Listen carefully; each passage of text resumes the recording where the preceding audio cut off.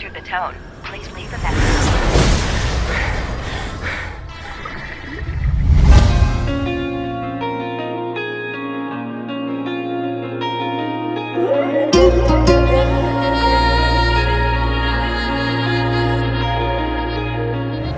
काश हम भी होते, तुम हो जहाँ वहाँ, फिर कुछ अलग सा ये जहाँ होता।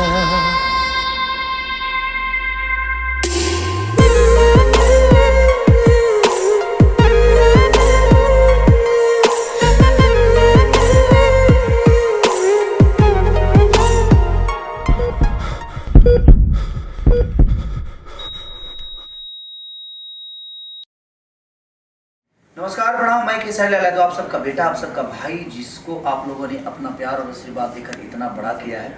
और मैं एक हिंदी गाना किया हूँ स्पीड रिकॉर्ड के लिए, जो पंजाबी की चैनल है और बहुत बड़ी कंपनी है ये, जिन्होंने बहुत बड़े बड़े सिंगर, ऐसा मुझे नहीं लगता कि पंजाबी की कोई ऐसा सिंगर हो जो उस कंपनी के लिए काम नहीं किया हो और जो नहीं कर रहा हो। हर आदमी कर रहा है।